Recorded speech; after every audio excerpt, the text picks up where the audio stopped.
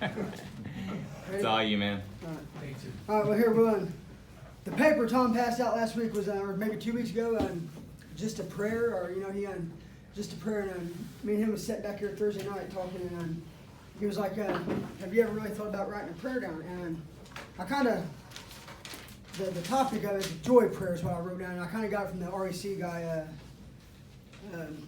Ross, which is, he's going to be one of my sponsors when I get out. But it's the joy prayer because it's Jesus first, others second, yourself last.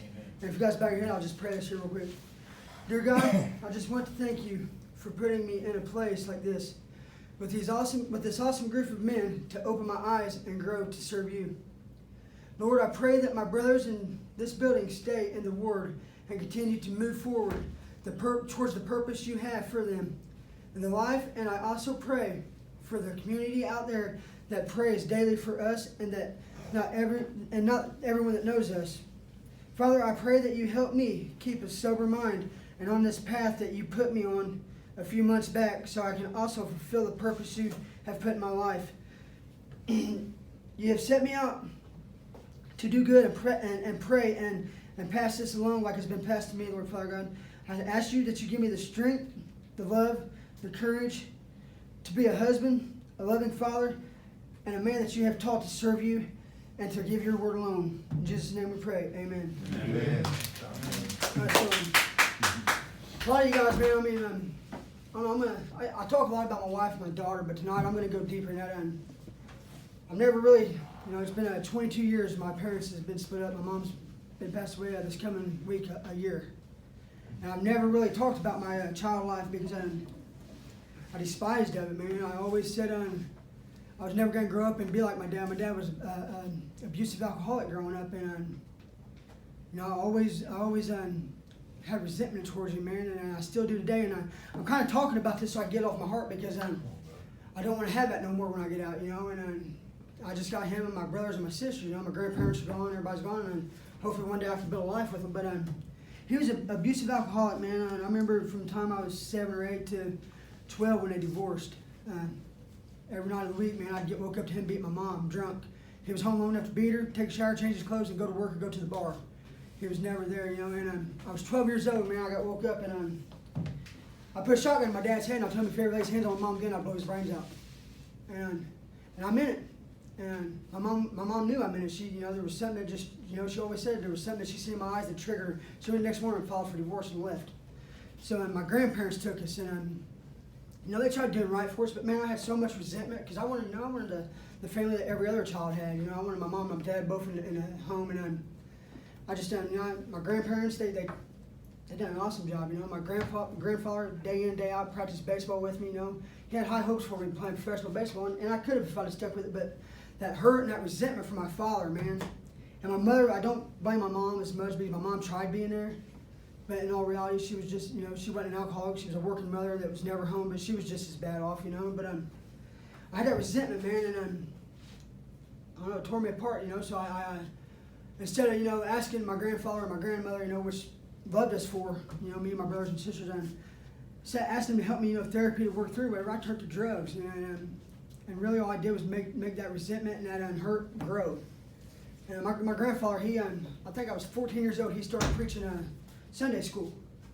He gave his life to God, and this man's well known in this community. There's a lot of people that know him, and he really gave his life to God. And he didn't really force it on us, but we had that option. And I was done. I thought I was done, gone, so far gone. There wasn't no hope for me. And so how I took that and numbed me. It made me feel like I fit, or I just didn't think about it. But so I grew up, at an early age, started using, and then when I learned how to cook dope, man. That was 15 years old, stupid. But that really filled it all, And my grandparents knew what was going on.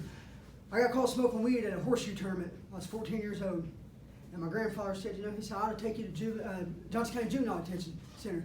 He said, teach you a lesson. He said, but I'm going to give you this chance. I'm going to take you home and let you think about it. And I strongly believe if that man would have took me to Johnson County and dropped me off that night, I wouldn't have been where I was at today. I really do. I really do, but that just shows he knew what I was going through. I was the oldest of 4, and I felt liability of my brothers and sisters, and just getting that buzz, man. It was it numbed it. It made me feel like, everything was all right. And I don't know, I was probably 17, man. 17 years old. My dad tried coming back in my life. I was game for it. I wanted that. And I quit school and I moved to Arizona with him to run an asphalt crew. I couldn't find out, man. The only reason that man ever come back in my life is because I cooked dope. I was a connection for him. That was the only reason. And that, there went my resentment, my anger for him, man. And it's a lot that's built up over the years. And I don't know. My mom, man, she really never got to know how. I never talked to my mom about this, so she really never knew how I felt. She's gone. And I told myself I wanted to do this, but she love you, brother.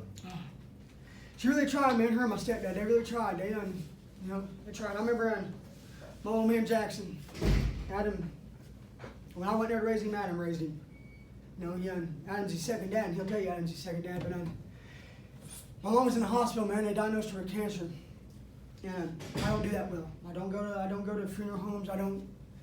My grandparents have been gone 5 years, and I've still never been to their burial site. I don't do that stuff. And I remember one Saturday morning, man, Jackson came to my house and he said, "Daddy, let's go see Grandma." No man talked me into it, man. And we got up there, man, and I walked in there, and she'd been in the nursing home for a couple months, and they was letting her go home that following Saturday. If I'd have known that at this time, I wouldn't have went and seen her, because she was coming home, and I went to the house to see her. Well, me and Jax went. It was me and Jax and my other kids, and I walked through the door, man, all I remember is hitting the floor. Boom. And I lost it, dude. My mom, she didn't look like my mom. Lost her hair. That little man looked at me, he said, "Daddy, you ain't got to cry, man. It's all right." 3 years old telling me this. And I stayed for a half hour, man. I said, "I can't do this." I ended up leaving. Well, like I said, she was coming home that Saturday, man. So we'll go see her when she gets home. 2 weeks after they brought her home, man, she passed away. It spread through her lungs and stuff, took her. And I hate not going and making things right with her, because I was a rebellious child. I had a lot of anger, and I still do. And like I said, that's why I'm talking about this day, because I'm getting ready to hit the bricks. And I don't want to go out there with that heart on my heart, that hatred on my heart, because it'll end me right back here. Come on, brother. And I don't know, I've just done.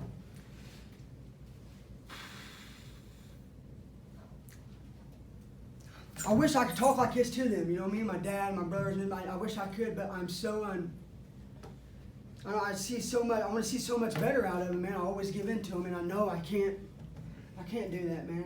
And I'm just, it's shocking, but anyhow. So me and my dad, we moved to Arizona, man, and it wasn't nothing like I thought it was gonna be. Went out there, I was the head honcho on the ground. He drove semi, I ran the pavers, but it wasn't nothing but another hookup, another connection for him, and I was out there 18 months, man, and my aunt came out there for vacation, and I went out there weighing 210 pounds at 18, and 12 months later, she came out there for vacation, like I said, and I was 135 pounds. She put my ass on an airplane, but I'm not coming back to Indiana with her. It was done for. And they all tried, man. My grandparents, both my aunts, my uncles, they all tried, and I wasn't done. I guess I had that anger, that resentment. I didn't know how to control it or how to even get over it, and I'm still not fully, recouped over it. I really ain't. But today, this right here helps me take a second thought. You know what I mean? And it does. And it just, I don't know. I wish they was here to see this. I really do. But then again, if they'd been here to see this today, I don't think it would have meant as much as it does today. I really don't. And so I went on, resentment and anger and just running amok in life, man. Just really never turned back. I was either all in or all out. And for the last, I called a manufacturing charge when I was 21. I'm 33 now, and I've been wide open ever since. I think I got more time in than I do out. And I've got 3 beautiful kids. I got a little girl that absolutely adores me, man. it's just time for me to quit, quit being selfish and quit living that life that I always said I wasn't going to live like my dad. I always said I wasn't going to grow up and be like you, man. And I tell you what, the last 12 years, I've done nothing but been a spitting image of that man. And I hate it.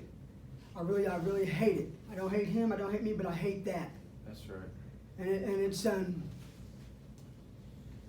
only way I know how to not hate that no more is to overcome it and do better with it. And it's just this. There's no words for it. So I've got to learn how to do this to where I got a good jump start, I guess. To how I can get over this and live that life that purpose, that has been set for me, And he's the only man that's never gave up on me. That's God. He's no matter what, he's always helped me through it, And as I step back and see it, I don't see 2 footprints or 4 footprints. I see 2 footprints. He's carried me this way, and he's been. I look back on it, man, and it's just, it tickles me up, and I get goosebumps talking about it, but just the small little things that he's done for me being in here, man. If he can do what he's done for me in 4 months in here, I'm ready to see what he can do for me for a year out there. I really am. I'm ready to take that journey alone. But back one time, growing up, I kind of keep my distance from my father, and like I said, he's the only one I got left besides my brothers and sisters, my aunts and uncles, but we was really never close. And I want nothing more in this world, man, to learn how to deal with that anger and that hate for that man, so I can build a relationship with him for the rights, because he don't have much longer, man. He had a brain aneurysm 3.5 years ago, and he was flatlined. He lay in the hospital for 21 days without opening his eyes. And I drove to Indianapolis every day for 21 days, but I never got out of the car or out of the parking lot and walked in to see him. I just couldn't bring myself to him because I had so much resentment for him. I couldn't do it. Now when he come home, I was there to pay the bills for him and get him on his feet, but I don't want it to be like that no more, man. I really don't, because we never know what tomorrow lays ahead of us. And the same with my little brother. My little brother stabbed me 14 months ago, man, and about killed me. It about killed me. I still got the nasty scar. People in here that work out with me, they could tell you, verify the knot that it spurs on my side here when I work out, and it just it's anger, man, and I want them to have what I've gotten, man. And I'm not saying I got a whole lot, but I've got a pretty good start at doing it right. And I'm ready to get out there, man, and fulfill that purpose. Ready to, give my wife and my daughter and my boys the lives that they deserve. And it's going to be a struggle. But I got people like Adam, Tom, Jeremy, Daniel Miner. He's going to be my sponsor. I got people like that, man. And that's I'm never. Out of the 10 times I've ever been released from this, I'm excited about getting out. This time here, I'm scared to death to get out. Come on. But I'm excited to see where this is going to take me. So I'm in my head. I'm fighting back and forth. And it tells us, I'll just read a little verse right here. It tells us in Ephesians 4:22 that we were taught with regard to our former way of life to put off our old selves, which is being corrupted by its deceitful desires, to be made new in the attitude of your minds, and to put on the new self, created to be like God in true righteousness and holiness. That right there, man, it's I'm ready to put that resentment aside, to live this new way of life, and to do for the next guy what this man right here has done for me. This has been an inspiration on my life for a